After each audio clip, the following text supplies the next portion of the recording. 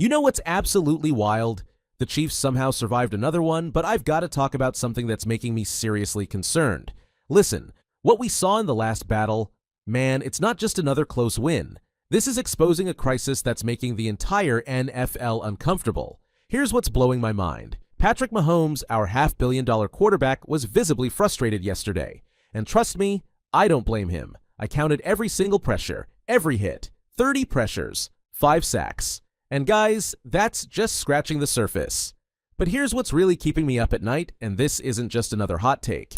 It's backed by numbers that are making Kansas City executives lose sleep.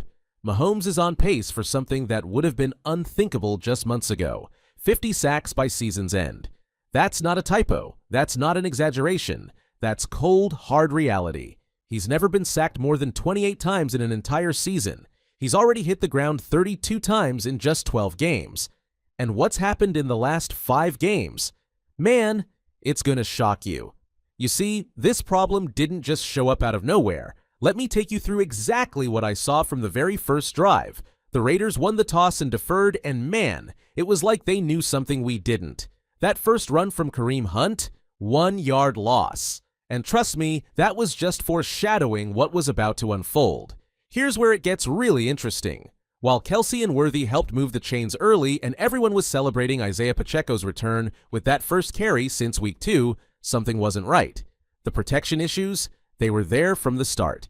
I mean, we had DeAndre Hopkins nearly making this incredible one-handed snag deep downfield, but even then, you could see Mahomes wasn't comfortable. But check this out. 3rd and 4 in the red zone, Hopkins couldn't grab it because Jack Jones made this brilliant move, sliding inside just before the snap. Result? Field goal. And look, normally you might think, okay, points are points. But I've been watching this team long enough to know, when you're settling for field goals this early, something's off. The Chiefs' offense was moving the ball, sure. Travis Kelce was making plays, Juju was contributing, but watch this closely. Every single drive, there was this underlying issue nobody was talking about. The protection wasn't just shaky, it was deteriorating right in front of our eyes. Let me put this in perspective for you. In Mahomes' entire career, his highest sack total for a full season was 28. That was back in 2021 across 17 games.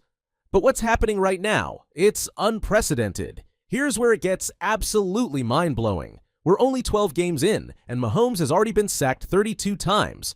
Think about that for a second. He's already surpassed his career worst, and we've still got 5 games to go. But wait, it gets worse, way worse. In just the last 5 games alone, Mahomes has been sacked 20 times. 20 times. That's not just a problem, that's a full-blown crisis. And against the Raiders? Man, it was painful to watch. Every single drive, you could see the pressure mounting. And trust me, I've never seen anything like this from Andy Reid's Chiefs. They were so concerned about the protection that they actually benched Wanya Morris mid-game. Think about that. They were so desperate, they moved Joe Thuney, their left guard, out to tackle. That's not an adjustment, that's an emergency. You'd think maybe they'd put in their second-round pick, Kingsley Suamatu, right? Nope. They skipped right over him. When you're bypassing your own draft pick in a crisis like this, that tells you everything you need to know about where this offensive line stands. What this means for Mahomes and the Chiefs going forward, well, that's where this story gets really interesting.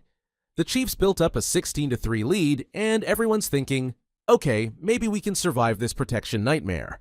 But what happened next exposed just how fragile this whole situation really is. Let me break this down for you because this isn't just about losing a lead, it's about how these protection issues are creating a domino effect throughout the entire offense. The Chiefs were moving the ball, but when they got to the red zone, 1 for 5. That's not just bad, that's historically bad for a Mahomes-led offense. In the span of just a few drives, that 13-point lead evaporated. First, Abdullah returns a kickoff for 68 yards. Then boom, Brock Bowers' 33-yard touchdown. Just like that, 16-10.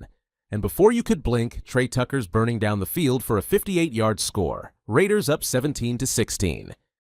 The Chargers' offense is also struggling in deep passing game. Both Quentin Johnston and Joshua Palmer have had their issues with deep balls this season, but there's still potential for a big play offense. The Chargers should look to get Darius Davis involved in the deep passing game as he has the speed to stretch the field and take the top off the defense. If Herbert can connect with him on deep throws, it will force the Falcons' defense to respect the long ball, which could create more opportunities for McCowney and Edwards underneath. This is the kind of offensive balance the Chargers need to establish, and with Herbert's arm talent and these speedsters on the outside, it's very possible for the Chargers to have a career-defining game. In addition to the Falcons' overall inability to pressure the quarterback, there are injury concerns in their secondary. With D. Alford dealing with injuries, it's possible that the Chargers could exploit this weakness in their passing attack. Herbert's ability to stay clean in the pocket will be crucial to the game plan, and if the offensive line can provide him with protection, he will be able to target the mismatches created by McCowney and the deep threats on the field. Now, focus on the Falcons' offense. One of the most dangerous players on the Falcons' offense is rookie running back Bijan Robinson. Robinson is a dual-threat weapon who excels as a runner and pass catcher out of the backfield. The Chargers have struggled with run defense this season, and they will need to shore up their tackling and gap control to contain Robinson. If Robinson is allowed to break free for long gains or catch passes out of the backfield, it will open up the Falcons' offense and create problems for the Chargers. To prevent this, the defense must be disciplined in their approach to stopping the run. This will also help to limit the play-action game, which has been a strong suit for Atlanta when Robinson is in rhythm. How can you forget the veteran quarterback Kirk Cousins? If the Chargers can get Cousins out of his comfort zone, they'll have the chance to force turnovers and disrupt the Falcons' offensive rhythm. Given Cousins' tendency to throw interceptions under pressure, the Chargers should have an opportunity to take the ball away and turn those defensive stops into points. And Tuli Tuipulotu also is one player who needs to step up in this game after a few quiet performances. Tuipulotu has the potential to be a force on the defensive line, and this is the perfect opportunity for him to make his presence felt. If he can return to his sack-producing form, he will set the tone for the entire defense and help disrupt the Falcons' offensive game plan. A strong pass rush led by Tuipulotu will be critical in neutralizing Cousins and preventing Atlanta from building any momentum. The Chargers' defense has struggled to generate turnovers in recent weeks, and this is something they need to focus on improving. Kirk Cousins has been prone to making mistakes under pressure, and this is where the Chargers can capitalize. By getting in his face and forcing him into mistakes, the Chargers will have a chance to regain their aggressive, turnover-seeking mentality.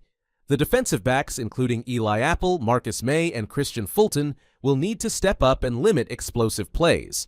If they can force Cousins into bad decisions and grab some interceptions, it will put the Chargers in a strong position to win. My prediction for the upcoming match against the Falcons?